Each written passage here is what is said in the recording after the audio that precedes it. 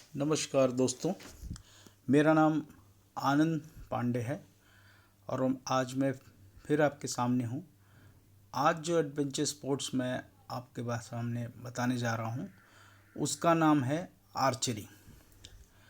तो आर्चरी को एक हम ऐसे भी कह सकते हैं, इसको धनुर्विद्या। किसी निश्चित लक्ष्य पर धनुष की सहायता से बाण चलाने की कला को धनुर्विद्या या आर्चरी कहते हैं। तो ये आर्चरी जो आज स्पोर्ट बन गया है, ये किसी समय हमारे एक युद्ध का करने का एक तरीका होता था और ये युद्ध करने का सबसे प्राचीन तरीका है। हमारे भारतवर्ष में जो हमारे वेद हैं उसमें एक उपवेद है धनुर्वेद। उस धनुर्वेद में इसका उल्लेख किया गया है। चूँकि हमारे ये धनुर्विद्या बहुत प्राचीन कला है, तो इसमें आपने कभी बहुत सारे ऐसे बाणों के बारे में सुना है कि जो बारिश करा देते थे, जो आग की वर्षा कर देते थे। तो इस तरह के आपने बाण जो है अपने ग्रंथों में सुने हैं। लेकिन हम यहाँ पर जो बात करने जा रहे हैं वो एक स्पोर्ट की जो है। आज तीरंदाजी एक स्पोर्ट हो गया है, इंटरनेशनल स्पोर्ट हो गया है। तो हम सबसे पहले जानते हैं हम कि एक तीरंदाजी में क्या क्या उपकरण होते हैं।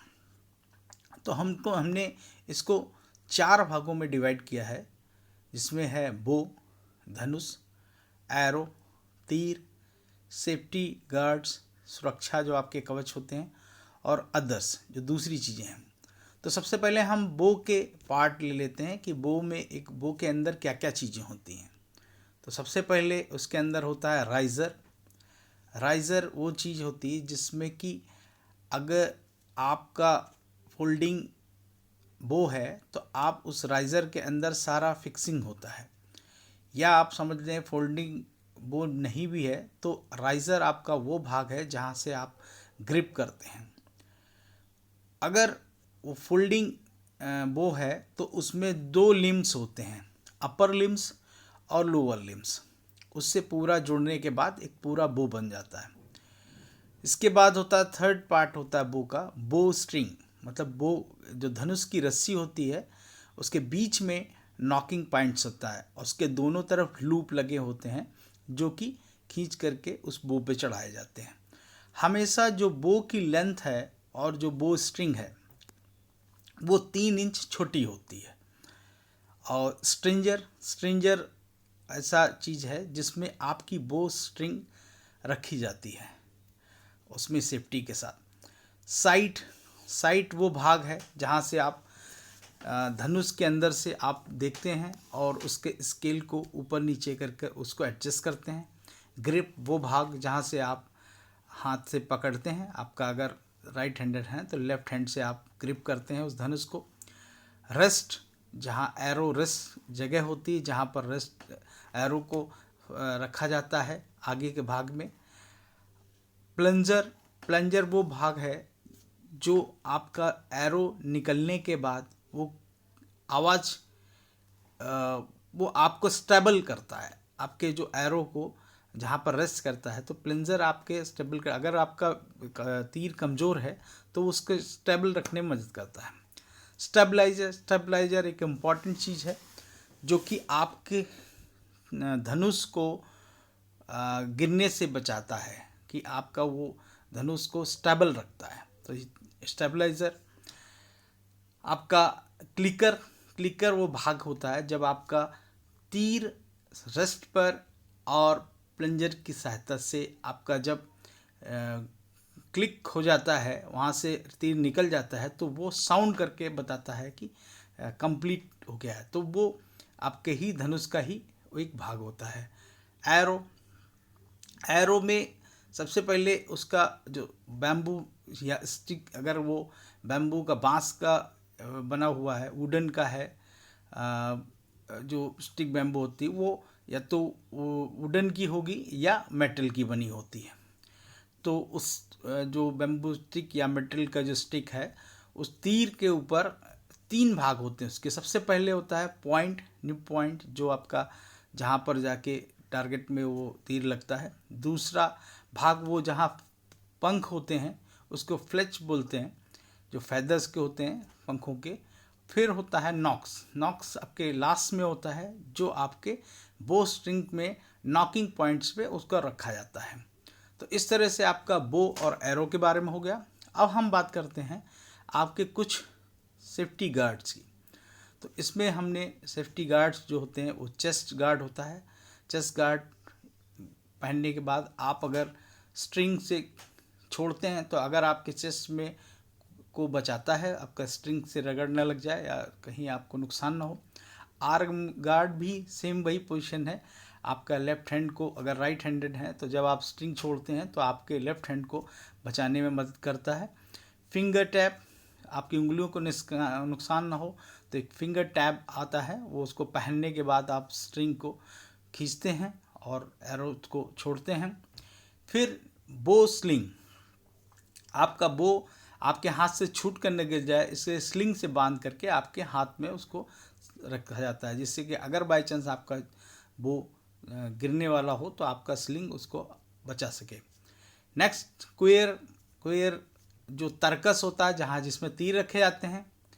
आर्चरी किट बैग, पूरा आर्चरी का जितना भी सामान है वो उसमें रखा जाता है। उसमें 2 बैग होते हैं। बो बैग जो धनुष के लिए होता है, एरो बैग जो आपके तीर और अन्य चीज़ें होता है।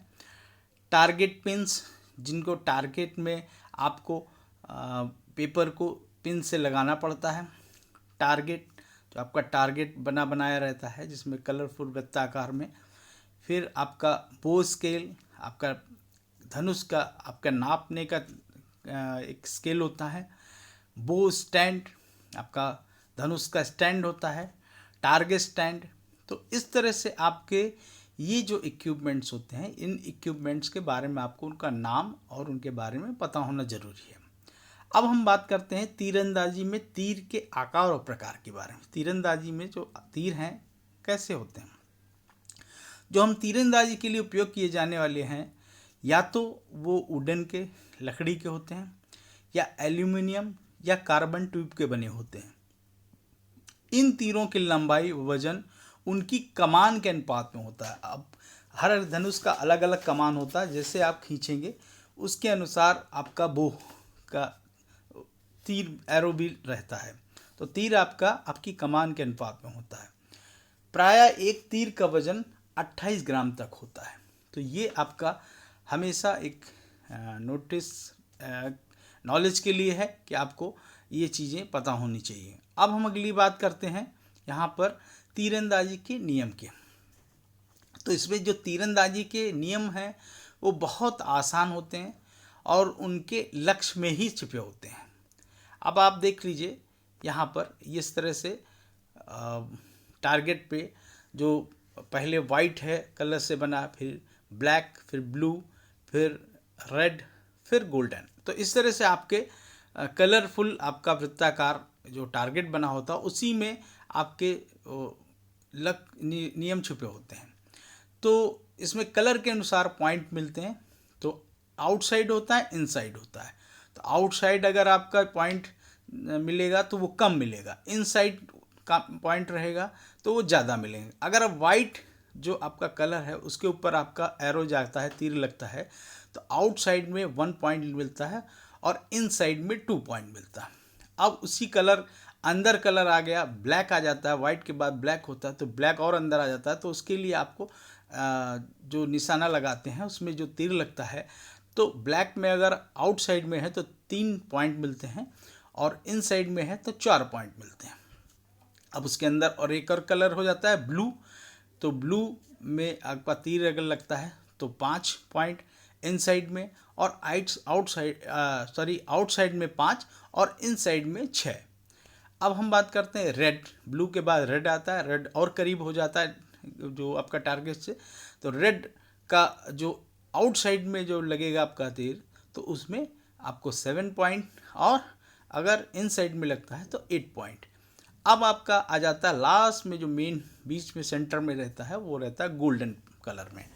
अब गोल्डन कलर के अगर आउटसाइड भाग में लगता है तो 9 पॉइंट मिलते हैं, और इनसाइड में लगता है बिल्कुल तो आपको 10 पूरे पॉइंट मिलते हैं। तो इस तरह से आपका उस गोल्डन कलर में कहीं भी अंदर की ओर मिलेगा लगेगा तो आपको पूरे 10 पॉइंट मिलते हैं। तो इस तरह आपका जो अगर ट्रायल राउंड या क्वालिफाई करने के लिए सबसे पहले आपको क्या कि अगर लंबी दूरी है तो 6 तीरों में आपको जो आपका जो है कंपटीशन है उसमें आपका डिसाइड करेगा कि आप ट्रायल राउंड में या क्वालिफाई कैसे करते हैं।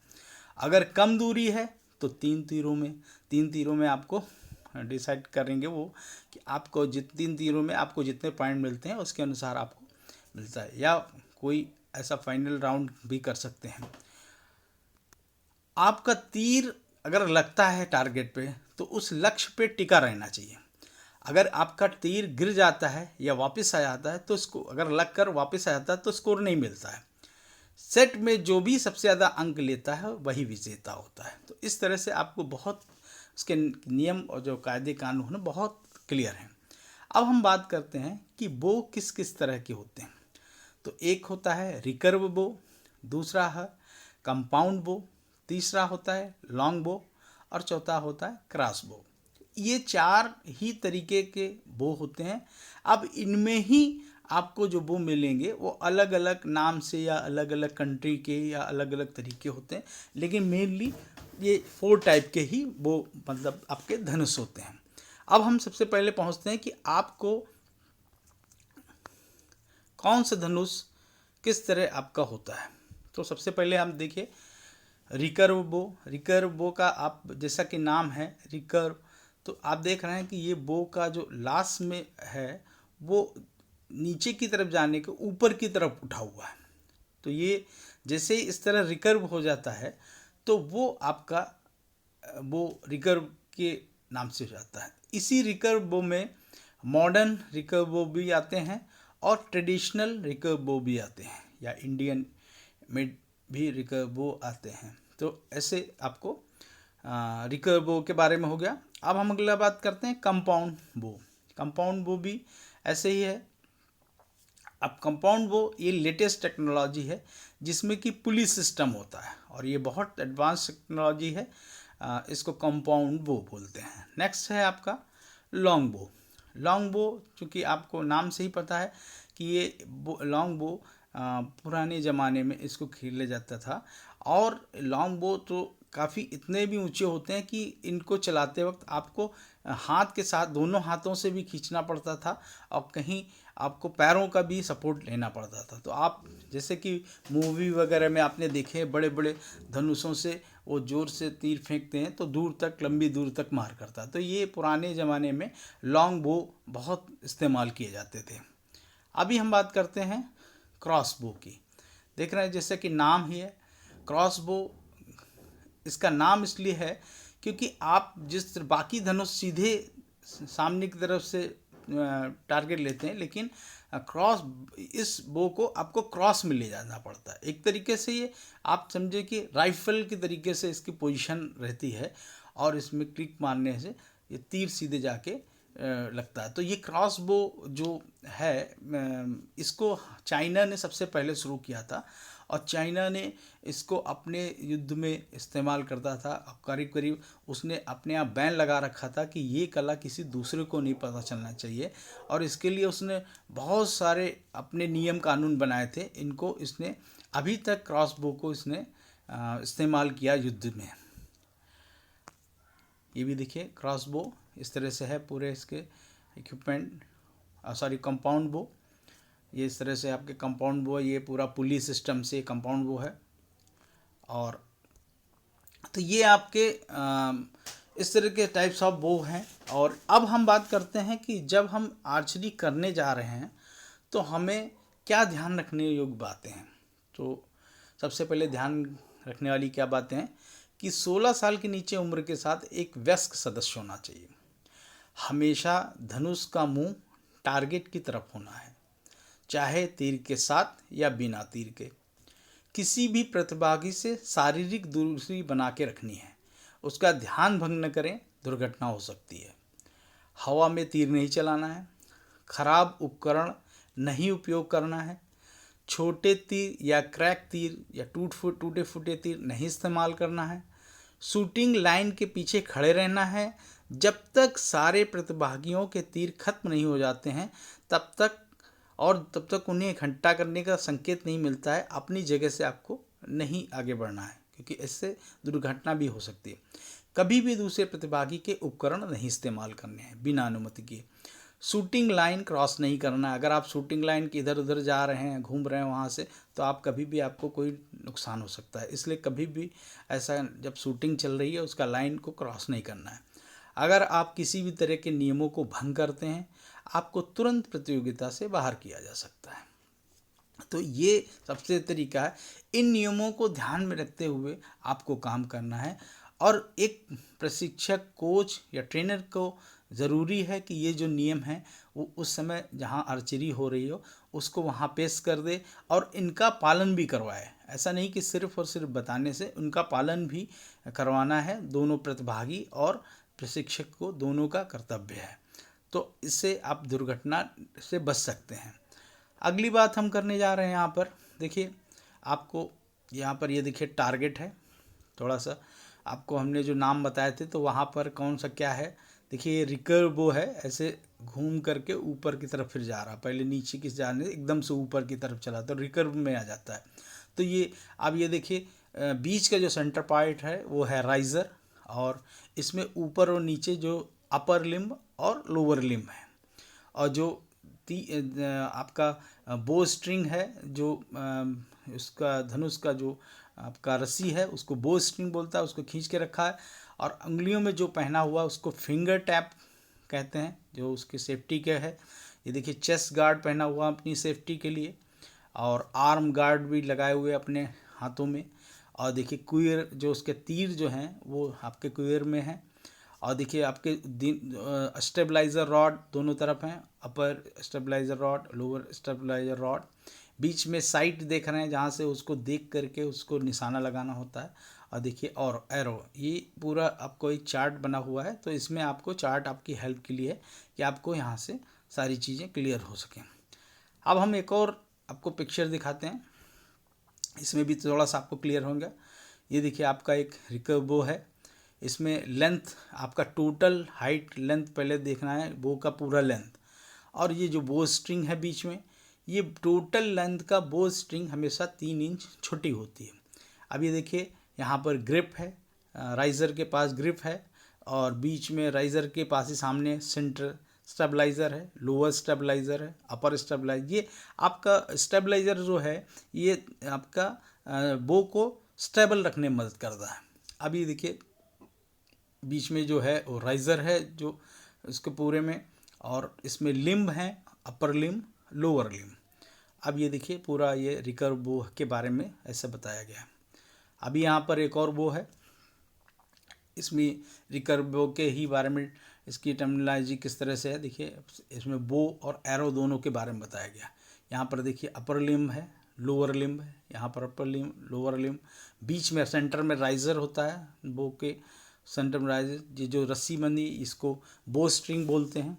और देखिए बीच में साइट है, और इसके बाद में आपका हैंड ग्रिप दिया हुआ, हैंड ग्रिप कहाँ बीच में है, राइज़र के पास हैंड ग्रिप है।